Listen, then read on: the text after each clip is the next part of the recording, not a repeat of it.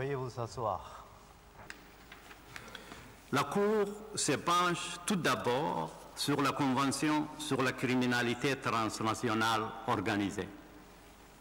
La Guinée équatoriale fait valoir qu'il existe un différend entre les parties au sujet de l'application de l'article 4 de la Convention contre les criminalités transnationales organisées.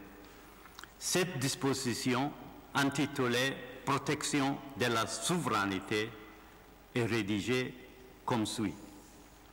1.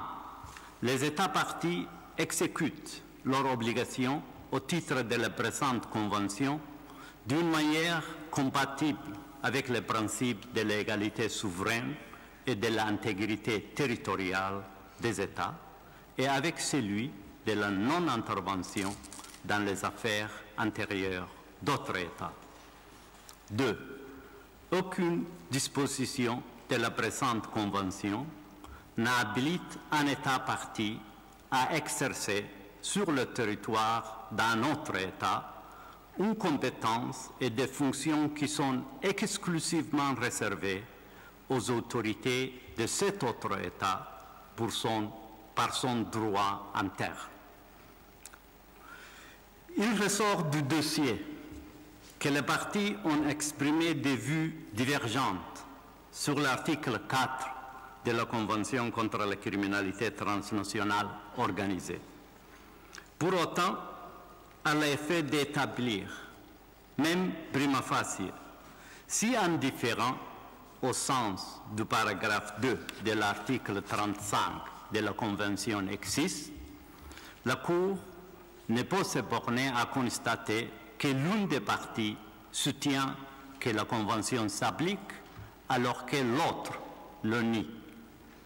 Elle doit rechercher si les actes dont la Guinée équatoriale tire grief sont prima facie susceptibles d'entrer dans les prévisions de cet instrument et si, par suite, le différend est de ceux dont la Cour pourrait avoir compétence pour connaître ratione materie en vertu du paragraphe 2 de l'article 35 de la Convention. Les obligations prévues par la Convention consistent principalement à contraindre les États parties à introduire dans leur droit interne des dispositions incriminant certaines infractions de nature transnationale, telles que la participation à un groupe criminel organisé, le blanchiment du produit du crime, la corruption active ou passive des agents publics nationaux et l'entrave au bon fonctionnement de la justice. Elle consiste également à prendre des mesures en vue de lutter contre ces infractions, notamment des mesures de lutte contre le blanchiment d'argent et la corruption, des mesures visant à permettre la confiscation et la saisie, ainsi que la disposition du produit du crime ou des biens confisqués. Un mécanisme de coopération internationale est prévu au sujet de dites infractions. Au terme de la Convention, les États parties doivent, s'ils ne l'ont pas déjà fait, inscrire dans leur législation les infractions pénales de nature transnationale énumérées par le dit instrument et prendre part au mécanisme de coopération internationale qui est visé. L'article 4 a pour objet de garantir que les États parties à la Convention exécuteront leurs obligations dans le respect des principes de l'égalité souveraine, de l'intégrité territoriale des États et de la non-intervention dans les affaires intérieures d'autres États. Cette disposition n'apparaît pas créer de nouvelles règles concernant les immunités des personnes de rang élevé dans l'État ou incorporer des règles de droit international coutumier concernant de telles immunités. Tout différent qui pourrait surgir au sujet de l'interprétation ou de l'application de l'article 4 de la Convention ne pourrait en conséquence porter que sur la manière dont les États partis exécuteront leurs obligations au titre de la Convention. Or, il apparaît à la Cour que le différend allégué n'a pas trait à la manière dont la France a exécuté ses obligations au titre des articles 6, 12, 14 et 18 de la Convention invoquée par la Guinée équatoriale. Il semble, en réalité, porter sur une question distincte, celle de savoir si le vice-président équato-guinéen bénéficie en droit international coutumier d'une immunité rationnée personnée et, le cas échéant, si la France y a porté atteinte en engageant des poursuites à son encontre. En conséquence, la Cour estime qu'il n'existe pas prima facie de différend entre les parties susceptibles d'entrer dans les prévisions de la Convention contre la criminalité transnationale organisée et donc de concerner l'interprétation ou l'application de l'article 4 de celle-ci. Dès lors, elle n'a pas compétence prima facie en vertu du paragraphe 2 de l'article 35 de cet instrument pour connaître de la demande de la Guinée équatoriale relative à l'immunité de M. Teodoro Nguema Obiang Mang. Il n'y a donc pas lieu pour elle d'examiner si les conditions procédurales posées par cette disposition sont réunies. La Convention étant le seul instrument que la Guinée équatoriale invoque pour fonder la compétence de la Cour en ce qui concerne l'immunité alléguée de M. Teodoro Nguema Obiang Mange, il découle de la conclusion mentionnée antérieurement que la Cour ne peut indiquer des mesures conservatoires en ce qui concerne la dite immunité.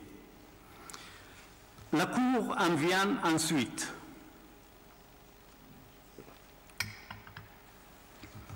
au second instrument invoqué par la Guinée équatoriale comme base de compétences, à savoir le protocole de signature facultative à la Convention de Vienne sur les relations diplomatiques.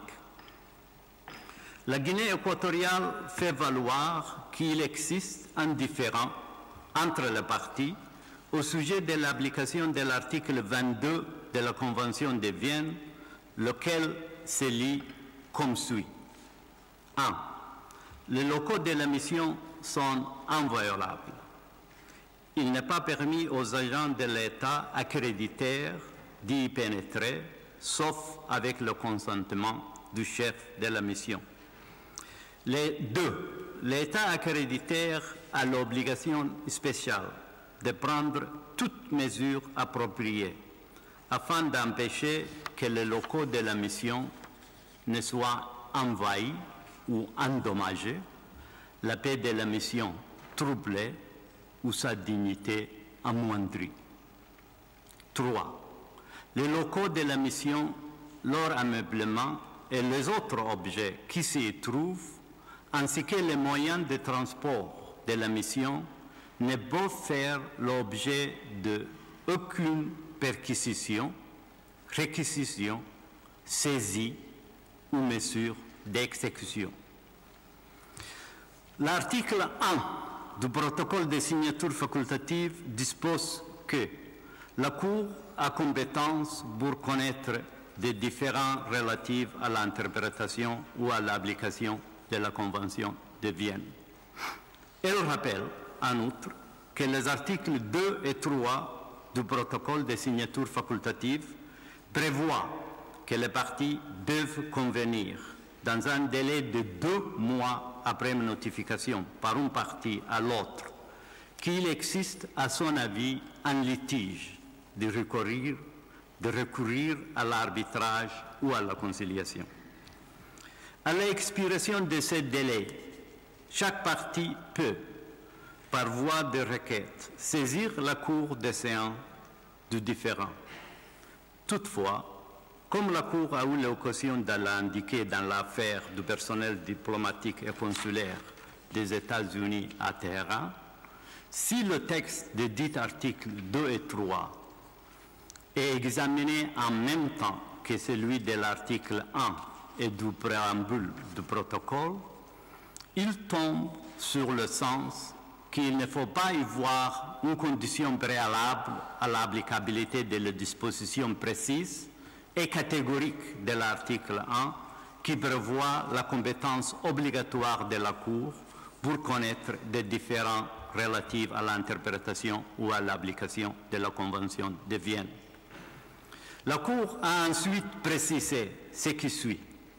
Les articles 2 et 3 se bornent à stipuler que les parties peuvent convenir de recourir à l'arbitrage ou à la conciliation comme procédure de remplacement de la saisine de la Cour. Il s'ensuit que, premièrement, les articles 2 et 3 ne s'appliquent que si l'une des parties aux différends a proposé un recours à l'arbitrage ou à la conciliation et si l'autre partie s'est déclarée prête à étudier cette proposition. Deuxièmement, c'est seulement en ces cas que les dispositions de ces articles concernant un délai de 2 mois entrent en jeu et font intervenir une limite de temps pour la conclusion de l'accord sur l'organisation de la procédure de remplacement. En l'espèce, la Cour constate que si la Guinée équatoriale a effectivement proposé à la France de recourir à la conciliation ou à l'arbitrage, la France ne s'est pas déclarée prête à étudier cette proposition. La défenderesse a même expressément indiqué qu'elle ne pouvait y donner suite. Les articles 2 et 3 du protocole n'affectent donc en rien une éventuelle compétence de la Cour au titre de l'article 1. Compte tenu de ce qui précède, la Cour s'intéressera uniquement à l'article 1 du protocole en vue d'établir si elle possède une compétence prima facie pour connaître du fond de la demande de la Guinée équatoriale relative à l'immeuble situé au 42 avenue Foch. Elle recherchera en conséquence si, à la date du dépôt de la requête, un différend relatif à l'interprétation ou à l'application de la Convention de Vienne paraissait exister entre les parties.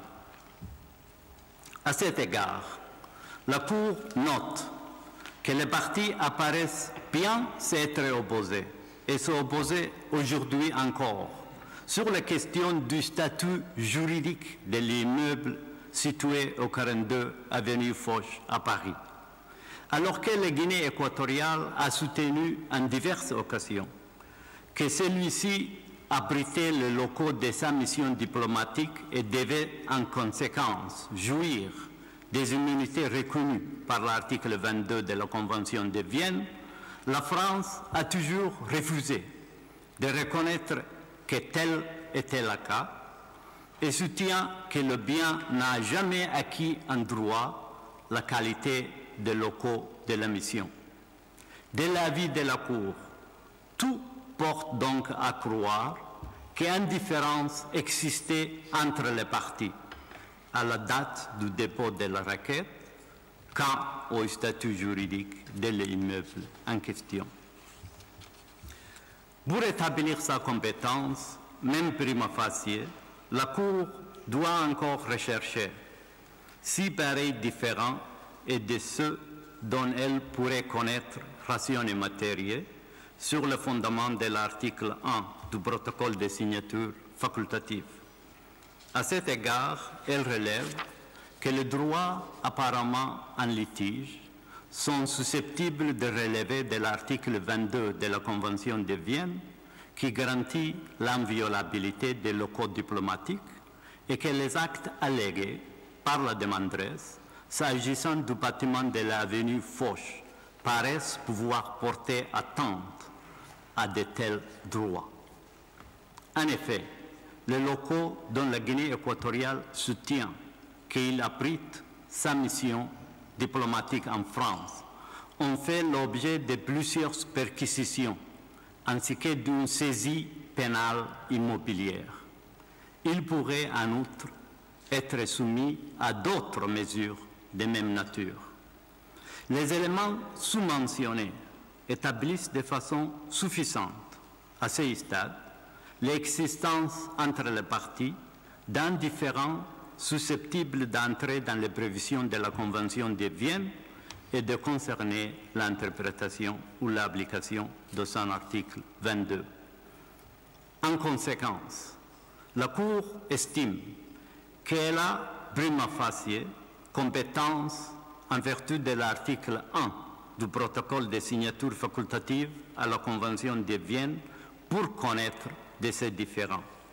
Elle considère qu'elle peut, sur cette base, examiner la demande en indication des mesures conservatoires de la Guinée équatoriale en ce qu'elle a trait à l'inviolabilité de l'immeuble situé au 42 avenue Foch à Paris.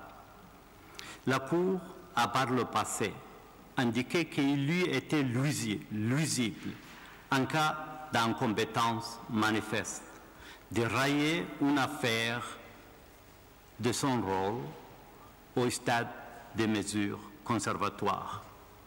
Si tel n'est pas le cas, la Cour ne peut radier l'affaire de son rôle. En la présente affaire, à défaut d'incompétence manifeste, la Cour ne saurait accéder à la demande de la France tendant à ce que l'affaire soit rayée du rôle. Le pouvoir d'indiquer des mesures conservatoires que la Cour tient de l'article 41 de son statut a pour objet de sauvegarder, dans l'attente de sa décision sur le fond de l'affaire, les droits revendiqués par chacune des parties. Dès lors, elle ne peut exercer ses pouvoirs que si elle estime que les droits invoqués par la partie qui sollicite des mesures de cette nature sont au moins plausibles. Par ailleurs, un lien doit exister entre les droits qui font l'objet de l'instance pendante devant la Cour sur le fond de l'affaire et les mesures conservatoires sollicitées. La Guinée équatoriale avance avoir acquis l'immeuble situé au 42 avenue Foch le 15 septembre 2011 et l'avoir affecté à sa mission diplomatique en France à compter du 4 octobre 2011. Elle prétend l'avoir indiqué à plusieurs reprises à la défenderesse. La Guinée équatoriale soutient en outre que depuis cette date, l'immeuble en question a fait l'objet de plusieurs perquisitions ainsi que d'une saisie pénale immobilière, autant d'actes qui, selon elle, portent atteinte à l'inviolabilité des dits locaux. À ce stade de la procédure, la Cour n'est pas appelée à se prononcer définitivement sur le point de savoir si le droit que la Guinée équatoriale souhaite voir protégé existe. Il lui faut seulement déterminer si le droit que celle-ci revendique au fond et dont elle sollicite la protection est plausible.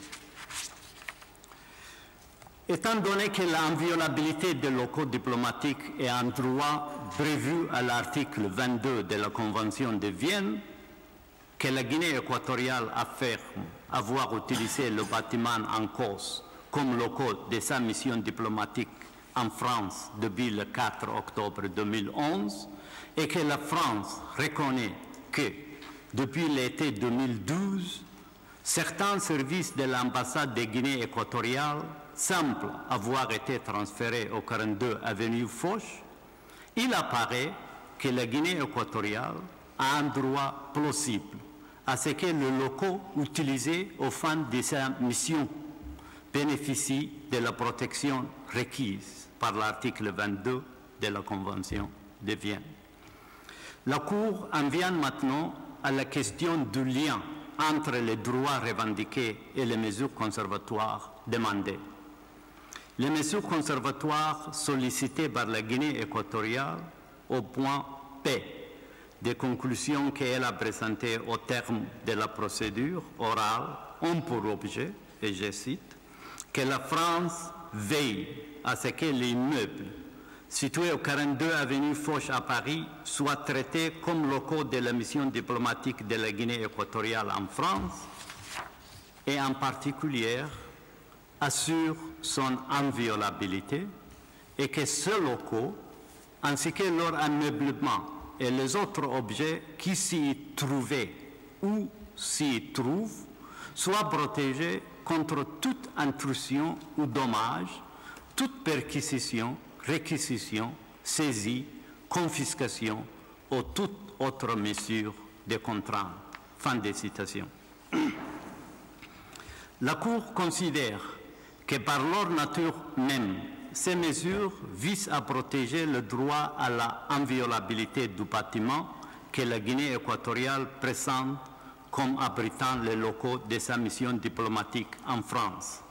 Elle en conclut qu'il existe un lien entre le droit invoqué par la Guinée équatoriale et les mesures conservatoires demandées. La Cour tient de l'article 41 de son statut le pouvoir d'indiquer des mesures conservatoires lorsqu'un préjudice irréparable risque d'être causé au droit en litige dans une procédure judiciaire. Le pouvoir de la Cour d'indiquer des mesures conservatoires ne sera toutefois exercé que s'il y a urgence, c'est-à-dire s'il existe un risque réel et imminent qu'un préjudice irréparable soit causé au droit en litige avant que la Cour ne rende sa décision définitive. La Cour doit donc rechercher si pareil risque existe à ce stade de la procédure. Comme la Cour l'a déjà constaté, il ressort du dossier de l'affaire que la France n'admet pas que l'immeuble fasse partie des locaux de la mission diplomatique équato-guinéenne en France et refuse de lui accorder l'immunité conférée à de tels lieux en vertu de la Convention de Vienne et partant la protection correspondante. En conséquence, il existe un risque continu d'intrusion. La Cour a noté que l'immeuble situé au 42 avenue Foch a d'ores et déjà fait l'objet de plusieurs perquisitions dans le cadre des procédures engagées contre M. Teodoro Nguema Obiang Mangue. Bien que les parties soient en désaccord sur le point de savoir si des perquisitions se sont déroulées récemment, elles reconnaissent que de tels actes ont bien eu lieu en 2011 et 2012. Étant donné que, comme la France l'a d'ailleurs indiqué, il est possible que durant l'audience au fond, le tribunal correctionnel, d'office ou à la demande de l'une des parties, fasse procéder à un supplément d'information ou à une expertise. Il n'est pas inconcevable que l'édifice de l'avenue Foch fasse l'objet d'une nouvelle perquisition. Si tel était le cas, et s'il était avéré que le bâtiment abrite les locaux de la mission diplomatique de la Guinée équatoriale, les activités journalières de cette mission, représentation d'un État souverain, couraient le risque d'être sérieusement entravées, du fait, par exemple, de la présence des policières ou de la saisie des documents dont certains pourraient être hautement confidentiels. Il découle de ce qui précède qu'il existe un risque réel de préjudice irréparable au droit à l'inviolabilité des locaux que la Guinée équatoriale présente comme étant utilisés aux fins de sa mission diplomatique en France. En effet, toute attente à la inviolabilité des sols locaux risquerait de ne pas pouvoir être réparé puisqu'il pourrait se révéler impossible de rétablir le status quo ante.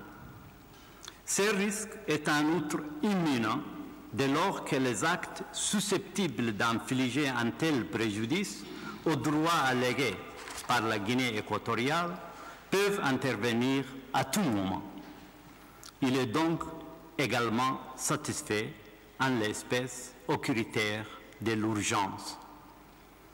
La Guinée équatoriale demande également à la Cour d'indiquer des mesures conservatoires en ce qui concerne les objets qui se trouvaient au 42 avenue Foch, dont certains ont été enlevés par les autorités françaises. S'agissant de ces dernières, la Cour relève que la Guinée équatoriale n'a pas démontré l'existence d'un risque de préjudice irréparable et d'un caractère d'urgence que la Cour a jugé avéré pour ce qui est du bâtiment situé au 42 avenue Foch. Dès lors, elle considère qu'il n'y a pas lieu d'indiquer des mesures conservatoires relatives à ces objets. La Cour conclut de l'ensemble des considérations qui précèdent que les conditions requises par son statut pour qu'elle indique des mesures conservatoires concernant l'immeuble situé au 42 avenue Foch à Paris sont remplies. Il est partant approprié qu'elle indique certaines mesures afin de protéger les droits revendiqués par la Guinée équatoriale à cet égard en attendant sa décision finale. La Cour rappelle que, en vertu de son statut, elle a le pouvoir, lorsqu'une demande en indication de mesures conservatoires lui est présentée, d'indiquer des mesures totalement ou partiellement différentes de celles qui ont été sollicitées. Ce pouvoir lui est expressément reconnu par le paragraphe 2 de l'article 75 de son règlement. La Cour l'a déjà exercé à plusieurs reprises par le passé. Dans la présente affaire, ayant examiné le libellé des mesures conservatoires demandées par la Guinée équatoriale, la Cour conclut que les mesures à indiquer n'ont pas à être identiques à celles qui sont sollicitées. La Cour est d'avis que dans l'attente d'une décision finale en l'affaire, les locaux présentés comme abritant la mission diplomatique de la Guinée équatoriale au 42 avenue Foch à Paris devront jouir d'un traitement équivalent à celui requis par l'article 22 de la Convention de Vienne, de manière à assurer leur inviolabilité. En ce qui concerne les saisies immobilières de l'immeuble situé au 42 avenue Foch et le risque de confiscation, la Cour note qu'il existe un risque que cette confiscation se produise avant la date à laquelle elle rendra sa décision finale. Afin de préserver les droits des parties, il devra être sursis à l'exécution de toute mesure de confiscation avant cette date. La Cour rappelle que la Guinée équatoriale l'a prié d'indiquer des mesures tendant à la non-aggravation du différend.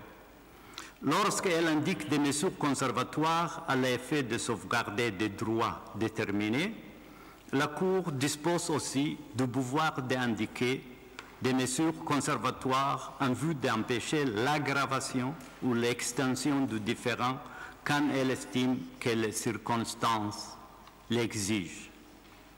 En l'espèce, la Cour ne juge toutefois pas nécessaire, compte tenu des mesures qu'elle a décidé de prendre, d'indiquer des mesures supplémentaires tendant à la non-aggravation du différend. Indiquant des mesures conservatoires au titre de l'article 41 du statut ont un caractère obligatoire et partant crée des obligations juridiques internationales pour toute partie à laquelle ces mesures sont adressées. Les décisions rendues en la présente procédure ne préjugent en rien la question de la compétence de la Cour pour connaître du fond de l'affaire, ni aucune question relative à la recevabilité de la requête ou au fond lui-même. Elle laisse intact le droit des gouvernements de la Guinée équatoriale et de la France de faire valoir leurs moyens en ces matières. Par ces motifs, la Cour, 1.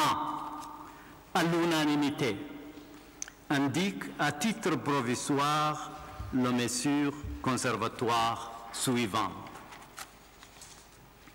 La France doit, dans l'attente d'une décision finale en l'affaire, prendre toutes les mesures dont elle dispose pour que les locaux présentés comme abritant la mission diplomatique de la Guinée équatoriale au 42 avenue Foch à Paris jouissent d'un traitement équivalent à celui requis par l'article 22 de la Convention de Vienne sur les relations diplomatiques, de manière à assurer leur inviolabilité. 2. À l'unanimité, rejette la demande de la France tendant à ce que l'affaire soit rayée du rôle. J'invite maintenant le greffier à donner lecture du dispositif de l'ordonnance en anglais. For these reasons, the Court, 1, unanimously indicates the following provisional measures.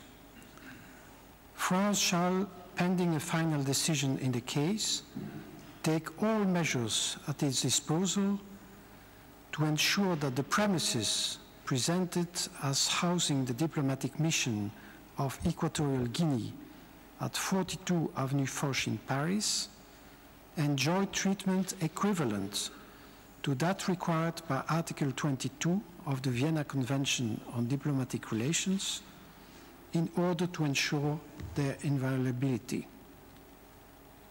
2, unanimously rejects the request of France to remove the case from the general list. Merci. Madame le juge Chouet, joint à l'ordonnance l'exposé de son opinion individuelle. Monsieur le juge Gaïa et Gevorgian joignent des déclarations à l'ordonnance. Monsieur le juge ad hoc Kateka joint à l'ordonnance l'exposé de son opinion individuelle. Le texte de l'ordonnance est disponible à compter de ce jour sous forme multicopiée. Il sera placé tout à l'heure sur le site Internet de la Cour. Le texte imprimé sera disponible dès que possible. La Cour n'étant saisie d'aucune autre question aujourd'hui, je déclare l'audience levée.